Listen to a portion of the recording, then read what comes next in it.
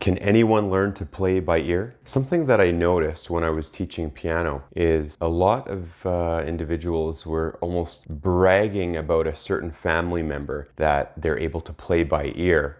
When most people bring up that concept that I can play by ear, I only play by ear, I don't need to read notes, none of that kind of stuff. That is a very endearing statement, but at the same time, anybody who is playing music is technically playing by ear. Even if somebody learned a piece of music using the notes, if they play an incorrect note, they know that it's incorrect because they're playing by ear. They're using their ear ability. Now, to be able to develop your sense of ear ability to the point where you can hear something and remember it fairly quickly and then sit down at your instrument and within seconds start playing something very similar or a rendition on what you heard, yes, that takes a little bit more practice. But the common theme here is anybody able to play by ear? So one question I have for you. I have a wine glass here. It's a one-piece crystal wine glass. When I strike this, it gives off its own sound, its own frequency. Ask yourself this, can you tell the difference between this sound and this sound? How about this sound and this sound? Well, I certainly hope so.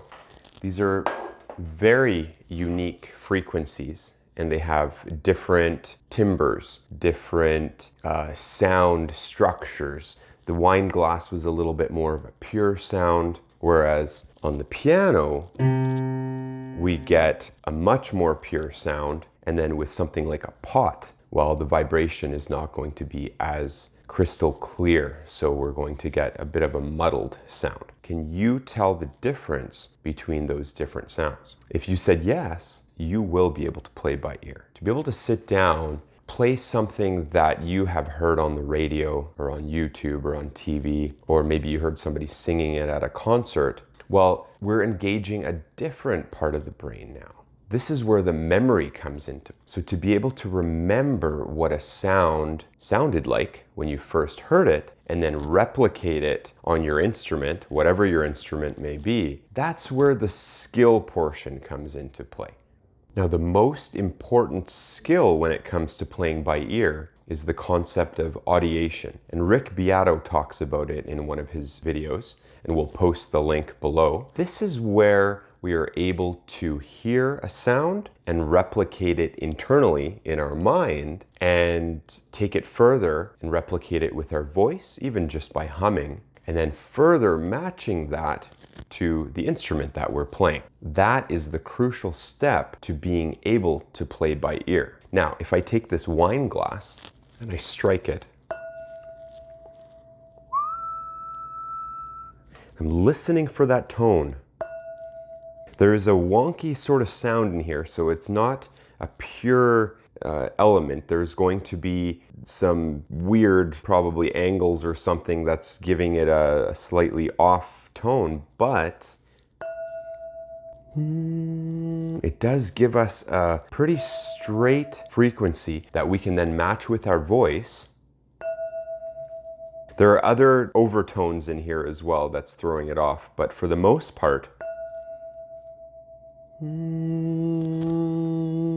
now I don't have perfect pitch, so for me to be able to hear that and tie it to an actual letter name on the piano is something that would have been nice if I could have developed that when I was much younger. But unfortunately, like the majority of musicians, I myself use relative pitch. So I'm going to play just something random.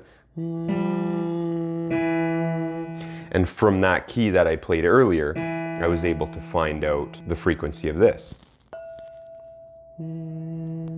So the main sound I'm getting out of this wine glass is an E. That is the portion that separates somebody that can hear the difference between, oh yeah, that's a wine glass. Oh yeah, that's a key on the piano, is being able to replicate that sound that you're getting and then playing it on your instrument. Playing by ear is a skill no different than sitting down and reading sheet music. However, the ear is so much more important when it comes to music, because what is music all about in the end? It's about listening.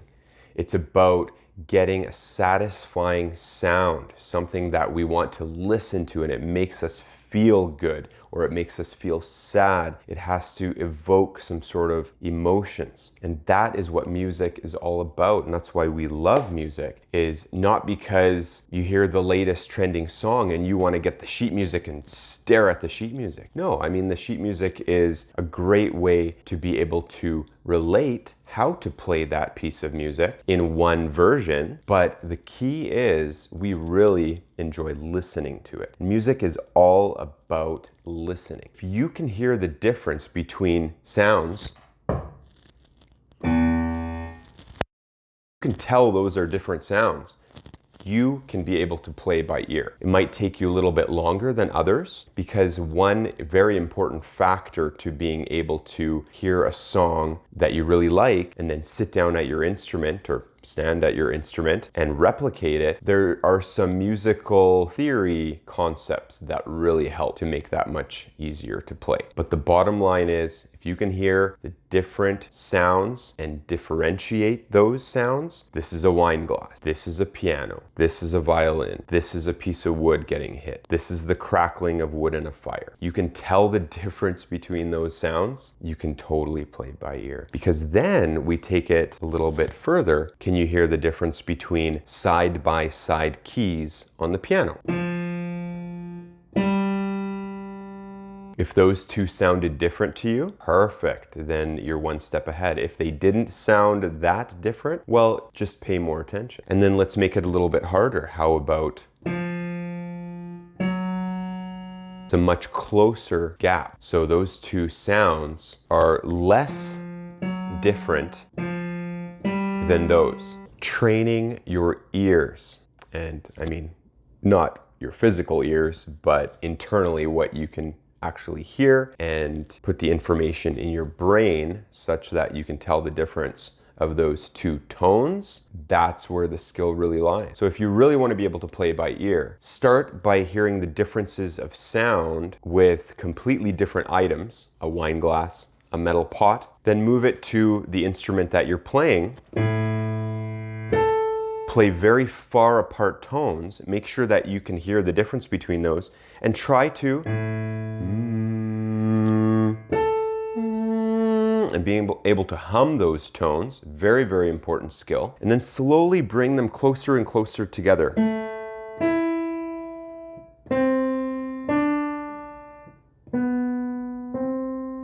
And then even taking it further than that and hearing very small differences. If you have a guitar, this is a much easier way to do it. You can play one string and slightly detune it and then hear that change. So with this ukulele here, we have this tone.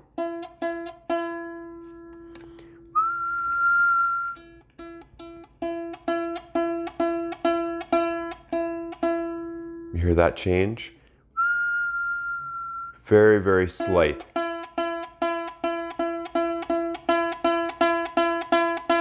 And I can hear it going up.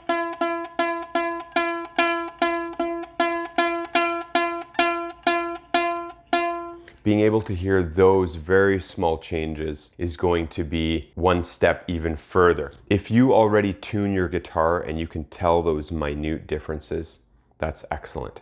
That is where you're really honing in your ability to listen for minute changes. And that is how we train our ears, is really by being able to hear those super minute changes. When I tune pianos, I'm listening for what are called beats. So there are very slight differences between two strings on the piano, and I need to match them. I'm listening for that wow, wow, wow. I'm trying to get it slower and slower until it's almost gone. It's almost impossible to get it completely perfect, just because there are other parts in a piano, like the wooden pieces that hold the tuning pins, that don't quite hold exactly where we want that pin. I mean, it depends on the quality of the instrument. Great way to practice is if you already have a string instrument like a guitar, you can just easily